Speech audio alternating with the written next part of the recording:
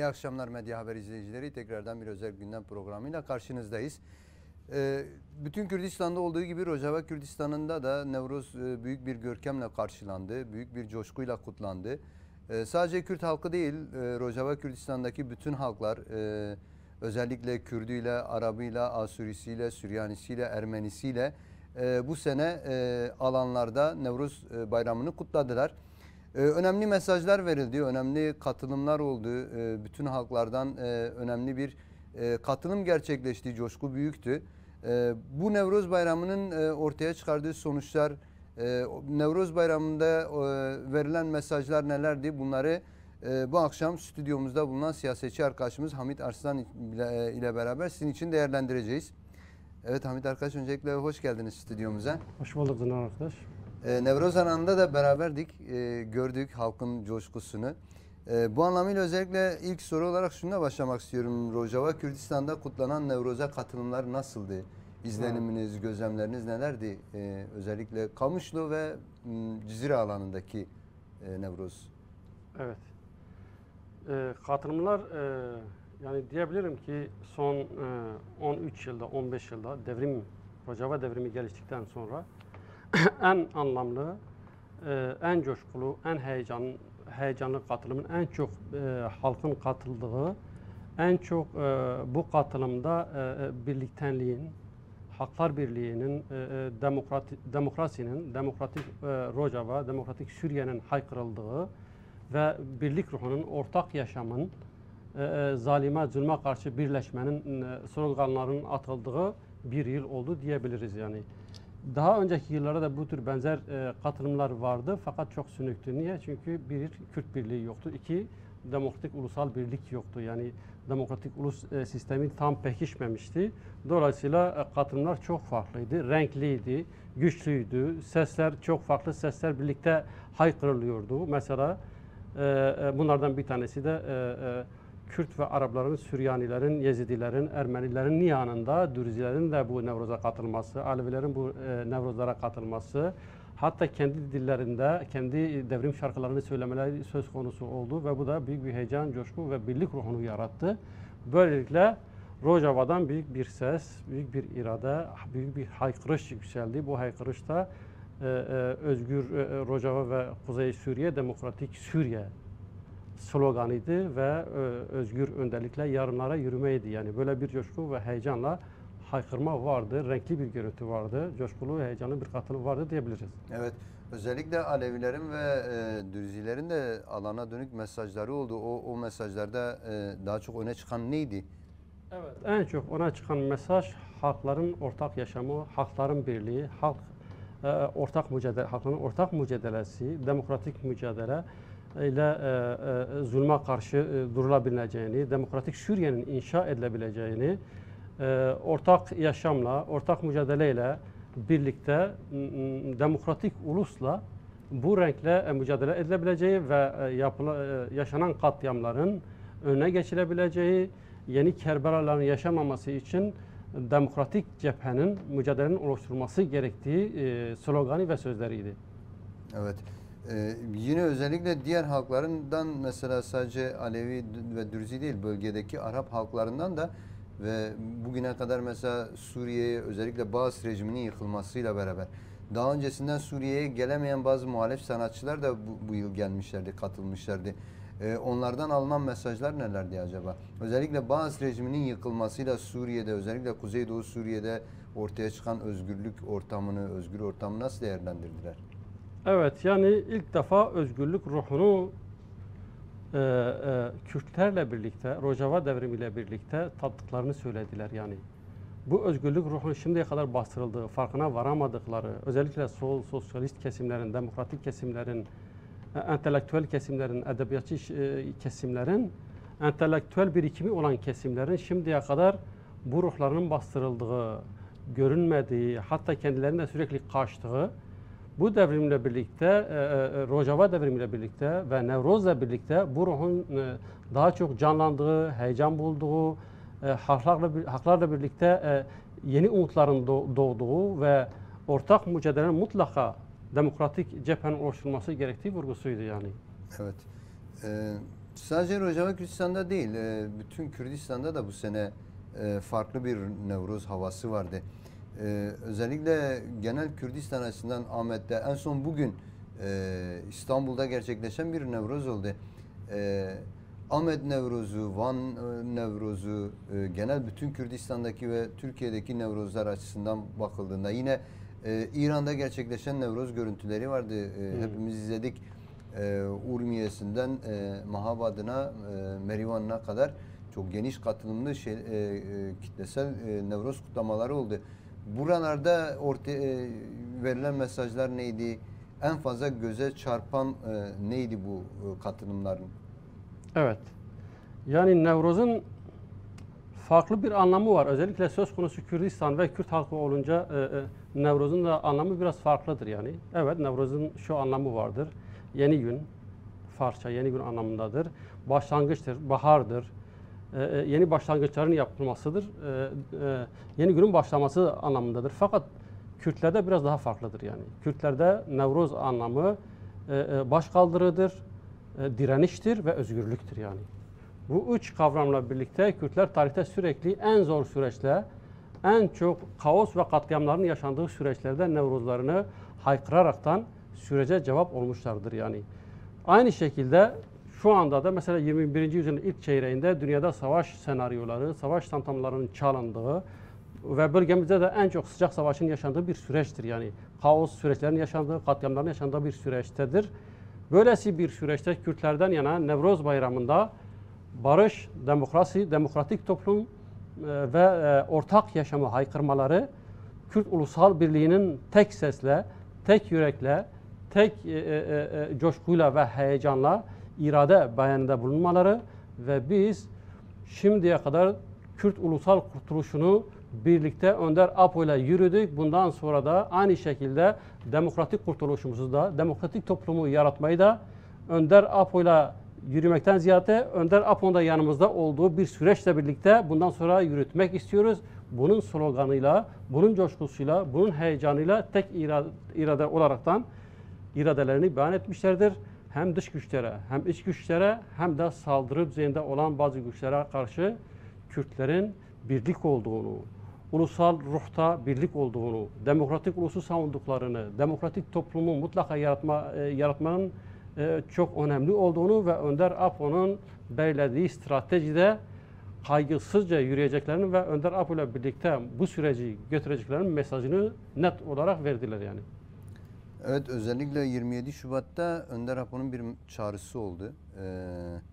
Ve bu çağrı Kürt özgürlük mücadelesini yeni bir aşamaya aslında taşırdı. Ve bu çağrının ardından aslında Önder Apo'dan Nevroz mesajı da bekleniyordu. Ama gerçekleşmedi. Bu anlamıyla bunu nasıl yorumlamak lazım? Özellikle yani halkların öyle bir beklentisi vardı. Burada da gözlemledik. Herkes Önder Apo'dan gelebilecek bir sesli mesajı veya bir mektup tarzında bir şey bekliyordu, bir mesaj bekliyordu. Bu gerçekleşmedi. Bunu nasıl yorumlamak gerekiyor? Evet, yani hala da Önder Apo'nun önü açılmamıştır. Önder Apo süreci geliştirmek istiyor, ön açmak istiyor. Türkiye'nin de önünü açmak istiyor, halkların da önünü açmak istiyor. Halklar hazırdır zaten. Türkiye devletinin de önünü açmak istiyor. Tüm kaygılarını gidererekten bu süreci yürütmek istiyor, ön açmak istiyor. Tüm kaygılarını gidererekten hatta 40 yıllık, 50 yıllık tüm gerekçelerini ortadan kaldıraraktan o kendilerine de yol açıyor aslında. Fakat öyle görülüyor ki hala devletten yana net olmayan yaklaşımlar ve tavırlar vardır yani. Daha önce de Önder Apo söylemiştir. Beni bir havuzun içine koymuşsunuz ve içinde su yok, yüz diyorsunuz. Nasıl yüzeyim? Tekrar aynı yaklaşım var. Buna rağmen Önder Apo havuzun olmadığı bir suda su yarataraktan, yol açaraktan Türkiye'ye yol açmak istiyor yani. Tüm gerekçelerini ortadan kaldırmak istiyor. Türkiye kendi gerçekleriyle yüz yüze kaldı, iç içe girdi. Bu defa sürekli Kürt sorunu ve PKK sorunu olunca beka sorunu deyip birlik ruhu yakalayaraktan Kürtlere karşı topyekun savaş açıyorlardı. Şimdi bir gerekçeyi Önder Apo ortadan kaldırdı. Beka sorunu değil de beka sorunu kendi işlerinde olduğu anlaşıldı ve şu anda birbirlerine girmişlerdir yani. Bir bu. İkincisi, yani Önder Apo'nun mesajını engelledikleri gibi Nevruz mesajını, Nevruz'dan korkuyorlar yani. Niye Nevruz'dan korkuyorlar? Çünkü Nevruz bir diriliştir Kürtler açısından, özgürlüktür yani. Baş kaldırıdır, zalime, zulme hesap sorma günüdür yani Kürtler açısından. Önder Apo'nun mesajı Kürtler açısından çok iyi anlaşılacağı ve yerine getirileceği çok iyi bilinmektedir yani. Bu nedenle de Önder Apo'nun mesajı engelleniyor yani. Tüm Kürt halkı daha önce Önder Apo'nun mesajı okunurken tüm Kürt halkı alanlardaydı yani. Kürt halkının ayakta olmasının beklentisinin, umudunun, heyecanın tek nedeni vardı. Önder Apo'yu canlı görmek, izlemekti yani. Onlar için Önder Apo'yu canlı görmek, izlemek yeterlidir her şeyden önce. Her şeyi anlayacaklardır. Fakat buna müsaade etmediler yani. Gerekçe sundular, hukuki gerekçeler sundular, kanuni gerekçeler öne sürdüler. Buna rağmen Önder Apo bunu gerekçe yapmadı yani. Dedi yeter ki halklar kazansın, Kürt ve Türk halkıyla birlikte Aleviler kazansın, Araplar kazansın, Orta Doğu halkları kazansın, Mezopotamya halkları kazansın, benim şartlarım gecikmeli de olabilir diye gerekçe yapmadı yani. Ama buna rağmen Nevruz'da mesaj gönderilmesini öne geçilmiştir hala. Bu da kaygı vericidir yani. Kürt halkı bunu anlıyor, bunun içinde Kürt halkı ayaktadır yani.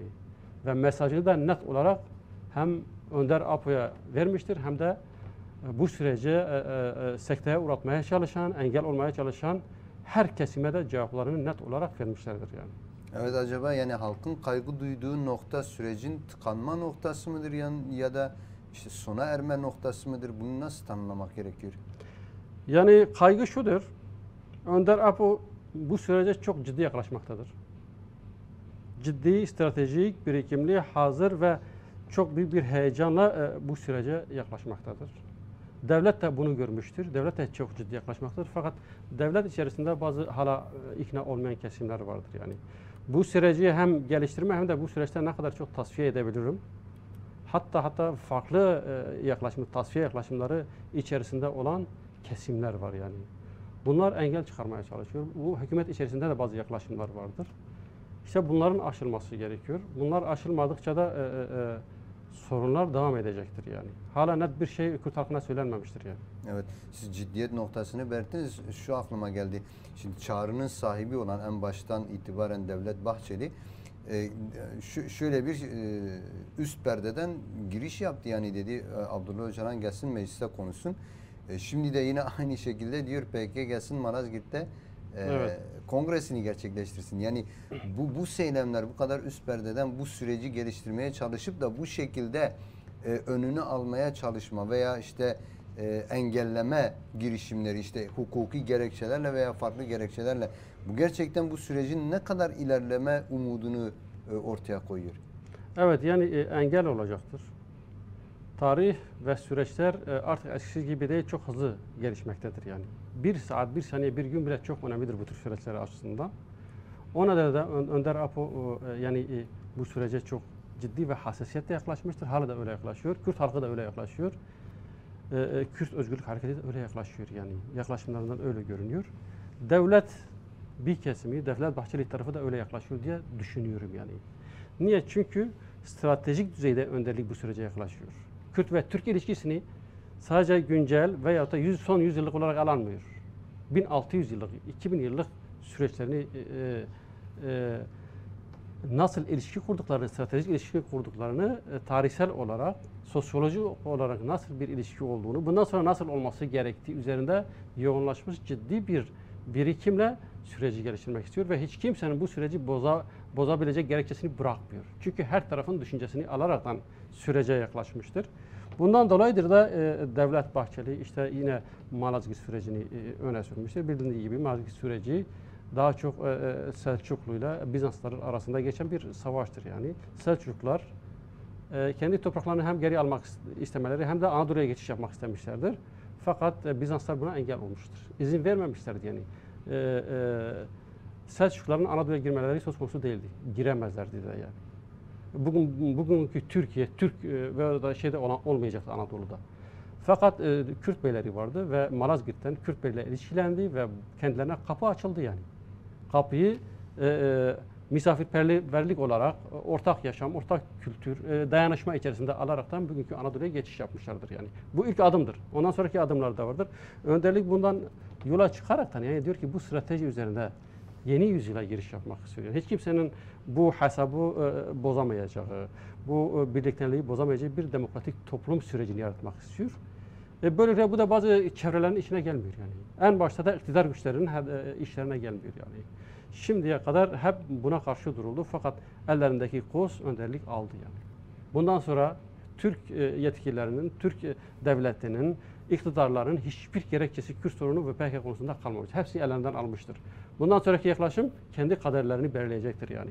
Yanlış yaklaşım Önder Apo'nun felsefesine, stratejisine, Kürt ve Türk birlikteliğine yanlış yaklaşım kendilerine kaybettirecektir yani. Önder Apo ve Kürt halkına kaybettiremeyeceklerdir yani.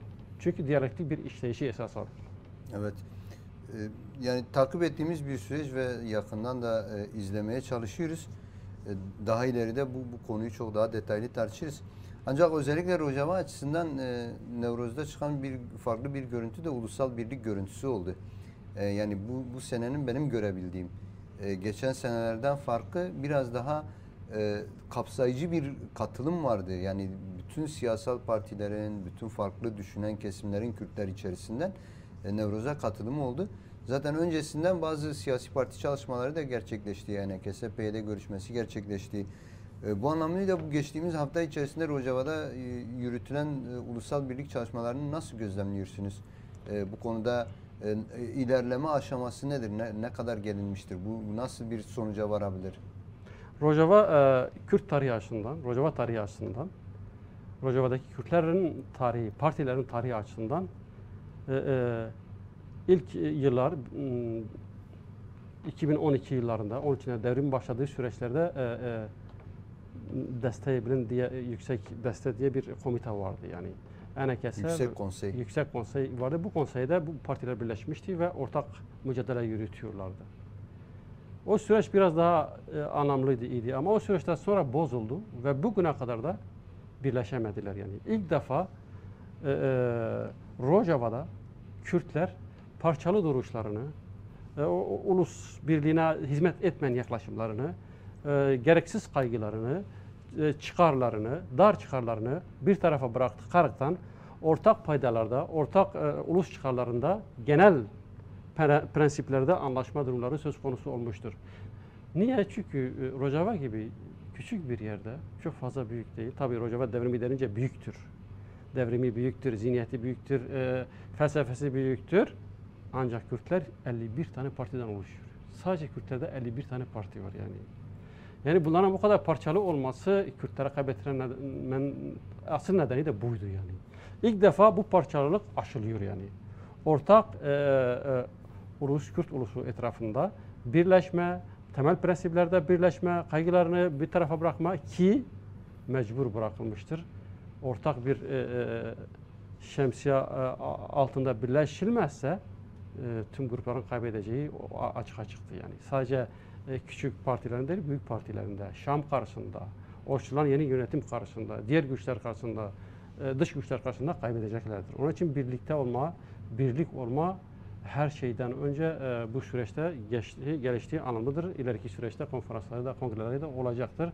Taşlandırılacaktır yani diye düşünüyorum. Evet, özellikle bu süreçte şimdi bütün partiler bir yandan birlik çalışmaları için bir toplantı gerçekleştirdiler ama ENKS'nin burada tavrı önemliydi. ENKS o toplantıya katılmadı. PYD ile ayrı bir toplantı istedi. Bu ne anlama geliyor? Yani neden o birliğe katılmayıp da sadece PYD'yi muhatap alarak bir çalışma yürüttüler? Yani ENKS biraz iktidara dayalı bir şekillenmesi vardır yani. Öyle bir zihniyeti vardır, öyle bir amacı da vardır yani. Daha çok büyük partilerle buluşma, büyük partilerle iktidarı paylaşma, pazarlık yapma kaygısından hareketle bu görüşmeyi yapmıştır. Diğer güçlerin herhangi bir iktidar güçleri olmadığı için paylaşacak bir şeyleri yoktur yani. O nedenle de böyle bir girişme nedenleri oldu ve geç de olsa en azından böyle bir girişimleri olması anlamlıdır. Fakat yeterli değil tabii. Hala kaygılar var. Evet, özellikle bu konuda bugün de çok büyük bir adım atıldı. Rojavalı Kürt kadınları Ulusal Birlik Konferansı gerçekleştirdiler. Acaba bu konuda bir izleniminiz oldu mu? Takip edebildiniz mi? Evet, zaten Rojava devriminin, hatta giderekten Suriye Demokratik Devriminin, kültür devrinin yaratılması, yaratılacaksa da bunu başta öncülüğünü yapacak olan kadınlardır yani. Kadınlar yaşamın kendisidir yani. Özgürlüğü sağlayacak olan da kadınların kendisidir. Bu nedenle Kürt Ulusal Birliği'nin sağlanmasının ilk adımı kadınların oluşturması çok anlamlıdır. Hem şu boyutuyla anlamlıdır. Hem yaşam boyutuyla, hem özgürlük boyutuyla, hem de Önder Apo'nun en çok önemsediği, en çok değer verdiği ve geliştirmek istediği bir adımdır yani. Kadın özgürse, kadın önü açıksa, kadın örgütlüyse o toplum örgütlüdür, kazanacaktır. Ama kadın özgür değilse, bütün dünya ayaklarının üzerinde serilse de, yana serilse de bu toplum ayakta durma şansı yoktur yani. Bölünecektir, kaybedecektir. O açıdan da bu konferans çok önemlidir, anlamlıdır yani. Ön ayak olacaktır. Sadece Kürtlere değil, giderekten demokratik ulusa ve tüm halklara da ön ayak olacaktır diye düşünüyorum. Evet, gözlemlerimiz de o yönlüydü zaten. Sonuç bildirgesinde de biraz açımlamışlar. Yani genel ulusal birlik için öncülük rolünü kendilerine biçmişlerdi ve değerlidir de. Peki şöyle bir durum da var. Yani bu tartışmalar, ulusal birlik tartışmaları Rojava'da yürütülürken özellikle hani demokratik ulus çerçevesinde diğer ulusların bu ulusal birliğe yaklaşımları nedir? Özellikle diğer uluslardan, Araplardan, Süryanilerden Kürtlerin ulusal birliğine bakış nedir? Bir kaygı duyuluyor mu ya da destekleniyor mu? Bu anlamda diğer ulusların bu Kürt ulusal birliğine yaklaşımlarını nasıl gözlemliyorsunuz? Tabii yani geçen Bahs rejimi yaratılmış olan zihniyet, yaklaşım, anlayış Araplarda ve diğer Süryanilerde ve diğer bazı kesimlerde şu kaygıyı yaratmıştır yani. Şu izlenimi yaratmıştır yani. Arap kemeriyle birlikte Kürtler parçalanmıştır ve parçalı olmaları daha anlamlıdır, daha olumludur Araplar açısından ve diğer halklar açısından daha elzemdir diye şey yapılmıştır, beyinlere kazılmıştır yani. Dolayısıyla Arapların böyle bir kaygıları var yani. Kürtler birlik oluyor, acaba bize karşı mı olacaklar? Kürtler birlik oluyor, güçlü, bize ne olacak, biz ne olacağız diye bir kaygıları var ama genelde değil tabii ve bu kaygıları giderecek olan Kürt Birliği'nin, Kürt Rojava devriminin bazı şu yaklaşımı var yani, şu projesi var, ilk günden beri vardır yani. Demokratik ulus, demokratik Suriye, haklar birliği, hakların demokratik birliği, demokratik cephe, ortak yaşam, ortak felsefe, bunu sürekli hem eğitsel hem kültürel boyutuyla hem de ideolojik ve sınıfsal boyutuyla da sürekli geliştirmiştir yani. Birleştirmiştir, pekiştirmiştir, anlayış kazandırmıştır. Onun için böyle ciddi bir şey yok yani. Şu anda Arap halkından böyle bir kaygıları kalmamıştır diye düşünüyorum. Varsa da çok zayıftır ve kavratılabilecek Kürt Birliği'nin Arap Birliği'ni de hatta kardeşlik düzeyinde daha fazla güçlü temelleri, ilkeleri, karakteri geliştireceğinin farkındadırlar yani.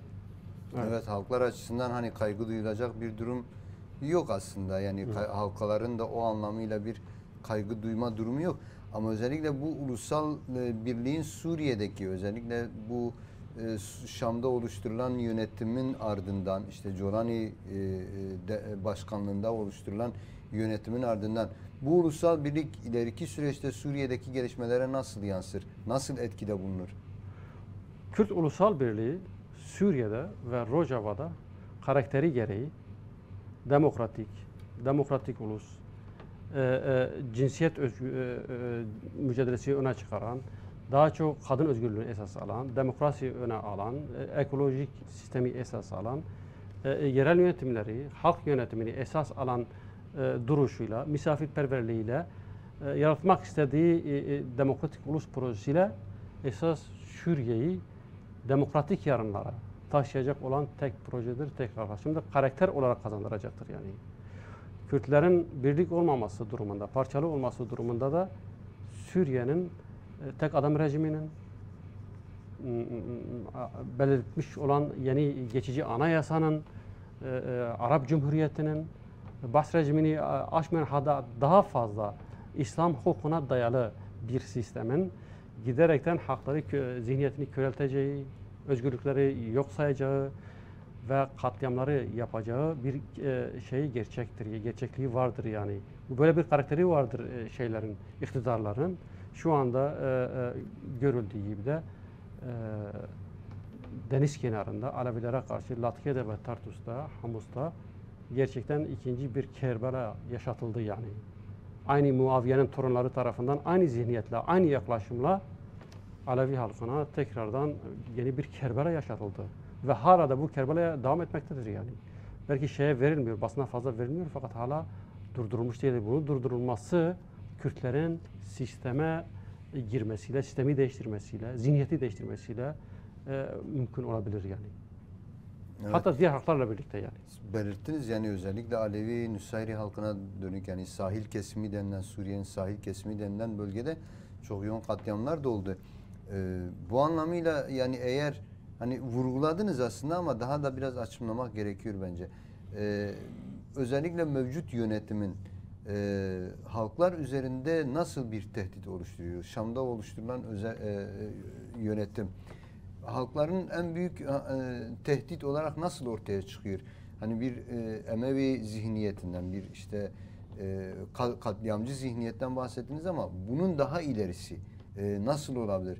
Eğer ki Kürtler bir birlik, ulusal birlik ve halklar birliği oluşturamadan Suriye'de bir gelişim sağlanmazsa Suriye'yi nasıl bir gelecek bekliyor? Evet. Yani Kürtler birliği sağlayamazsa ve giderekten demokratik cepheyi Dürzilerle, Alevilerle, hatta Sünni demokratik kesimlerle bir demokratik cepheyi oluşturmazsa ve bu yönetimi dönüştürmezse, bu yönetime dur demezse, bu yönetime nerede durması gerektiğini belirtmezse ve hukuki boyutunu da çizmezse bu iktidarın yeni katliamları Dürzi halkına, Kürt halkına, hatta Arap halkına, Süryani halkına, Ermeni halkına, Yezdi halkına hatta şu anda burada bulunan Çeçen halkına bile yaşatmayacağı garantisi yoktur yani. Yaşatır da çünkü iktidar için vazgeçmeyecekleri hiçbir değerleri yoktur yani. Harcamayacakları hiçbir İslami değer yoktur yani. İslamiyet'te katliam yoktur yani. İslamiyet'te yani Kerbela yoktur. İslamiyet'te çocukları öldürme yoktur. İslamiyet'te kadınları öldürme yoktur. İslamiyet'te silahsız insanları öldürme yoktur yani. Tamamıyla bir etnik temizleme yapılıyor yani. Yaşlı birkaç kadın bırakılmış yani. Onun dışında kimi görmüşler temizlemişlerdir. Bu hangi zihniyettir, hangi anlayıştır yani? Emevilerin yani döneminde bile onları aşan bir zihniyetle karşı karşıyayız yani. Onların torunlarının zihniyetinin aynısının devamıdır yani. Bunlar mücadeleyle durdurulabilir yani. İdeolojik mücadeleyle, örgütsel mücadeleyle, halkların birlikteliğiyle, ortak ruh, demokratik ulus yaratılaraktan, ortak cepheler yaratılaraktan her yönle mücadele edilerekten durdurulabilir. Yoksa bunun önü açılırsa ki önü açılmıştır, sürekli katliamlarla hem Suriye'yi hem de çevresini daha büyük felaketlere ve kaoslara götürebilir. Evet, bunun önüne alma noktasında belirttiniz. Şimdi özellikle Şam yönetiminin değişim dönüşümü açısından daha fazla neler yapılabilir? Bir anlaşma sağlanmaya çalışıldı. Anlaşmanın hemen ardından işte bir anayasa taslağı oluşturuldu. Bu anayasa taslağı tamamen anlaşmanın içeriğine zıt maddeler içeriyordu. 54 maddelik bir anayasa taslağı. Hiçbir demokratik içeriği olmayan, tekçi, işte belirttiğiniz mezhepçi. Buna karşı nasıl mücadele etmek gerekiyor? Özellikle özerk yönetim buna karşı ne yapmalı? Bazı görüşmeler de oldu. İşte bu anlaşma sonrası işte hadi gelin pratikleşelim adı altında bir heyet de geldi Şam'dan. Haseki'de bazı görüşmeler yapıldı. Kasede komutanlarından Mazlum Abdi ile. Bunlar ne kadar ilerleyebilir? Yani bu şekilde, bu zihniyetle bu süreç nasıl ilerletilebilir yani? Evet yani şöyle bir zihniyetle karşı karşıyayız yani. Zihniyetlerle karşı karşıyayız daha doğrusu. Yapılan görüşmenin içeriği daha çok tüm azınlıkların, hakların garanti altına alınmasıydı yani. Yerel özgürlüklerin verilmesiydi yani. Kürtler de Kürt varlığını, kendi varlıklarını koruyaraktan Şam sistemine katılmasıydı yani. Ve giderekten Şam'a dönüştürmesiydi yani. Güç vermesiydi. Demokratik güç vermesiydi yani. Her yönüyle Fakat hemen 3 gün sonra, 2 gün sonra yeni geçici bir anayasa hazırlandı yani. Bu anayasanın yaklaşımında da tamamen bunları reddeden bir yaklaşım, bir zihniyetle karşı karşıya kalındı yani. Şimdi bunun negatif ve pozitif yönleri vardır yani. Böyle bakmak gerekiyor. Yani anayasa tamamıyla negatif bir yaklaşımdır. Suriye'ye kaybettirecek olan bir yaklaşımdır yani. Zihniyeti cinsiyetçi bir yaklaşımdır yani. Efendi köle yaklaşımıdır. Daha çok hakları köleleştiren bir yaklaşımdır. Farklıları görmeyen, farklı kültürleri görmeyen, kabul etmeyen, reddeden, İslam hukukuna dayalı, şeriata dayalı bir sistemdir, bir hukuktur yani. Ve bunu 5 yıla da yaymak istiyorlar yani. 5 yıl boyunca kendileri örgütleyip katliamlarla bunu örgütlemek istiyorlar yani. Peki bu 54 maddelik anayasa taslağı 5 yıl boyunca Suriye'ye ne kadar yetebilir? Yani ne kadar cevap olacak bu Suriye'nin sorunlarına? Suriye'nin sorunlarına cevap olma bir yana, Suriye'nin yeni sorunlarının doğmasına neden olacaktır yani. Şu anda Suriye'de örneğin en bariz örneğiyle Alevi sorunu halledildi mi? Alevi sorunu bu katliamlarla 100 yıl daha büyütüldü yani. Çözülmedi. Aynı yaklaşımlarla Suriye'nin bütün sorunları daha da büyütülecektir yani. Çünkü diyalektiksel, özgürlüksel bir yaklaşım yoktur yani. Saygı, sevgiye dayalı demokratik bir yaklaşım yoktur yani. Kabul etme yoktur yani. Kendinden başka hiç kimseyi, hiçbir zihniyeti kabul etme yoktur yani. O nedenle de bu daha çok Ahmet Şara ve ekibine, Şam'a ve Suriye devletine kaybettirecektir. Hatta kaybettirmişti de. Bunu açık belirtmek gerekiyor. Sahilde Alevilere yönelik yapmış olduğu katliam onların gerçek yüzünü bir nebze de olsa açığa çıkarmıştı yani. Böylesi bir durumda Ahmet Şara'nın imdadına yetişen de yine uluslararası güçler de oldu yani. Amerika oldu, Türkiye oldu, İngiltere oldu, Suudi Arabistan oldu yani. İmdadına yetişerekten tekrardan örtbas etmeye çalıştılar yani. Böylesi bir süreçte Rojava, Kuzey Suriye ile Şam yönetimi arasında bir anlaşmanın yapılması pozitif ve negatif yönleri vardır yani. Ben böyle bakıyorum. Bir siyasetçi olarak ben bakarsam böyle bakarım yani. Negatif yönleri şudur. Negatif yönleri daha çok yapılmış olan katliamdan Ahmet Şara'yı kurtarmıştır yani. Yani anlaşmanın kendisi Evet. Ahmet Şara'yı Kurtarmıştır yani. Yoksa bu katliam Dürzileri de ayağa kaldırmıştı. Hatta bazı Sünnileri de ayağa kaldırmıştı. Kürtleri de ayağa kaldırmıştı. Tüm uluslararası gündemi de yaratmıştı ve herhangi bir Şam yönetiminin ve ona bağlı olan bazı çetelerin herhangi bir şey zaten önceden beri de yoktu ve kalmayacaktı yani. Bir, negatif boyutuyla. İki, pozitif yönüyle bakıldığında bu anlaşma yani Şam rejimini belli düzeyde durdurmuştur yani. Bu katliamı diğer haklara da yapılmasının önüne geçmiştir yani.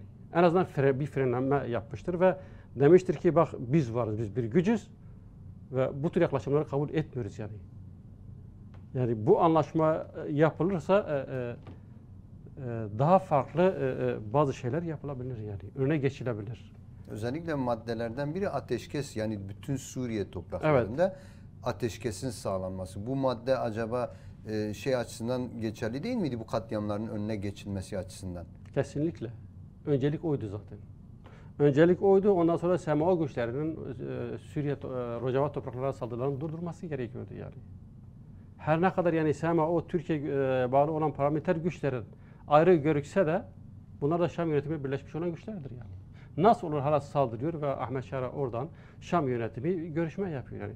Zıtlık var yani, çelişkiler var yani. Bu açıdan bakıldığında yani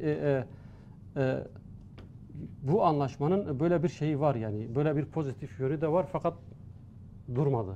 Savaş hiç durmadı. Hiç şeyinden taviz verilmedi. Hem Alevilere yönelik katliam şu anda devam etmektedir gizli bir şekilde. Hatta açık yani sadece basına verilmiyor.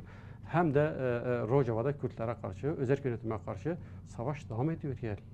Diğer yandan da hala Ahmet Şara'nın yaklaşımları var. Şöyle okuyorlar yani. Bu anlaşmaya şöyle bir yaklaşım var yani. Şam yönetimi diyor ki anlaşma yaptık, komiteler oluşacak. Bütün bu komiteler belirlenmiş olan durumlar, çalışmalar Şam yönetimine bağlanacak yani. Teslim edilecek. Yani anlaşmayı tek yönlü ele alma var yani. İşte bunları bize teslim edecek. Orduyu bize teslim edecekler, petrolü bize teslim edecekler, şunu bize teslim edecekler. böyle okumaları var. Diğer yandan da objektif olarak bakıldığında Kürt tarafından da, özerk yönetim tarafından şöyle okunuyor yani. Hayır, hukuki boyutu var, siyasi boyutu var, politik boyutu var. Tamam da ama zemini var, hukuki zemini var yani. Böyle bir anlaşma yapılmış ve bunun gereğini yerine getirmesi gerekiyor yani. Gereği yerine getirilmezse o zaman meşru hakkımız savunmadır yani. Öz savunmadır yani. Öz savunma geçmedi, öz savunmayı güçlendirmedir yani. Böyle hakları doğuyor. Evet. Evet. Yani Suriye açısından daha çok değerlendirilecek şeyler var da Rojava Kürdistan'ın pozisyonu bu anlamda daha fazla nasıl güçlendirilebilir? Bir yandan da Türkiye'nin belirttiğiniz gibi hem bu anlaşmayı bozmaya dönük işte o belirttiğiniz negatif yanını öne çıkarıp onun üzerinden Rojava'ya yönlendirme gibi bir durum söz konusu. Diğer yandan da bizzat hem SMO eliyle hem de kendisinin gerçekleştirdiği saldırılar Tişrin Barajı'nda halen devam ediyor. Bu anlamıyla Rojava daha fazla nasıl kendini koruyabilir? Evet yani şu gerçeklik var yani Rojava'da hala belirgin düzeyde güç olan bazı devletler var yani. Bunlardan birisi Amerika'dır, İngiltere'de, ikincisi Suudi Arabistan'dır, üçüncüsü İsrail'dir, dördüncüsü Türkiye'dir. Yani bunların yaklaşımları biraz hem belirleyici oluyor hem de etkileyici oluyor yani. Bu anlaşmayı sağlayan, daha çok etkide bulunan Amerika'dır, İngiltere'dir, Fransa'dır ve Suudi Arabistan'dır yani. İkili anlaşmada kendileri vardı yani. Türkiye'de haberdar edilmiştir. Fakat Türkiye sadece haberdar edildiği için direkt geçici anayasayı hazırlayaraktan devreye koymuştur ve siz böyle yaparsanız ben de böyle yaparım demiştir yani. Bozmaya çalışmıştır yani. Ya da anayasayı belirtmiş olduğumuz negatif yönüyle takip etmeye yönelik bir girişimleri oldu. Tamam, olumludur. Kürtlerin, özerk yönetimin, oradaki tüm hakların, siyasi hakları verilmelidir. Ama neyin karşılığında? Her şeylerini teslim etmeleri karşılığında. Yani orduyu teslim etmeleri karşılığında. Oysa bu asla olmayacak bir şeydir Kürtler açısından. Yani hiçbir zaman kendi öz savunmalarını başkalarının eline bırakmamıştır, bırakmayacaklardır da. Evet. Daha fazla büyütmek, öz savunmayı, hak savunmasını, devrimci hak savaşı temelinde güçlendirmek ta ki Suriye'yi de dönüştürene kadar yani. Yoksa bunun farklı herhangi bir sadece siyasi boyutuyla yaklaşmak dış güçlerin yardımıyla olacak bir iş değildir yani. Elbette ilişkilenmek, ilişki geliştirmek, güç almak, faydalanmak, politik ve siyasi yaklaşmak önemlidir. İlişkilenmek önemlidir. Fakat öz gücünü hiçbir güce teslim etmemek, kendi gücünü daha fazla büyütmek. Araplarla, Süryanilerle, Alevilerle, Dürzilerle, askeri olmasa da örgütsel boyutuyla demokratik cepheyi oluşturup güçlendirmek en önemli şeydir ve vazgeçilmemesi gerekiyor diye düşünüyorum. Siz askeri boyutla olmazsa da dediniz ama özellikle sahil kesiminden Alevi ve Nusayri halkının Kasede'ye yoğun açıktan ve bilebildiğimiz kadarıyla resmi yollardan bazı çağrıları da oldu. Evet. Mektup gönderme durumları da olmuş bilebildiğimiz kadarıyla. Hı hı. Direkt Kasede'nin gelip kendilerini savunmalarını istiyorlar. Evet. Bu anlamıyla böyle bir durum gerçekleşme imkanı var mı veya böyle bir tartışma yürütülüyor mu? Yani şöyle belirtirsek çok hayalci olmaz yani. Aslında Şam'ı Sünniler de, Aleviler de, Dürziler de, Kürtler de Kürtlerin yönetmesini istiyor yani. Orada yönetimde yer almalarını istiyorlar yani. Birçoğu söylüyor yani sembolik de olsa çağrı yapıyorlar yani. Sünnilerdir bunlar. Sadece Aleviler hepsi mektup gönderiyor, imdat gönderiyor, Dürziler aynı şekilde. Diyorlar ki biz Kürtleri istiyoruz yani. Biz Kürtlerin dostluğunu, gelmelerini, iktidara gelmelerini istiyoruz. Tabii ki bu anlamlıdır. Olabilir ileriki süreçte. Olmayacak bir şey yoktur yani. Eğer şey olursa, demokratik bir düzen, bir sistem oluşursa, siyasal örgütlenmenin öndeki bütün engeller kaldırılmış olursa, ben öyle inanıyorum ki Ahmet Şar'a'nın bu yaklaşımı, bu zihniyeti, bu anayasaya, tekçi anayasayla yaklaşımı ömrü uzun değildir yani. Ve hakların tek isteği de eğer demokratik bir seçim olacaksa, bir eğilim, bir referandum olacaksa Kürtleri istiyorlar yani. Kürtler de her ne kadar buna mütevazi olarak yaklaşıyorlar ve şey yapmıyorlarsa dahil ileriki süreçte tarih önlerine bu sorumluluğu koyarsa Kürtlerin Şam'ı yönetmesi olabilir yani. Ki geçmişte de olmuştur. Geçmişte de olmuştur Tarihte ve vardır. Selahattin Eyyubi'nin de mezarı oradadır yani. Evet. Evet. Evet, programımızın sonuna geldik. Arkadaşlarımız da uyarlıyorlar. Programımıza katıldığınız için çok teşekkürler siyasetçi arkadaşımız Hamit Aslan. Ben teşekkür ederim. Evet. Evet, Medya Haber izleyicileri, bu akşamki programımızın da sonuna geldik. Bir dahaki haftaya tekrardan görüşmek umuduyla hepinize iyi akşamlar.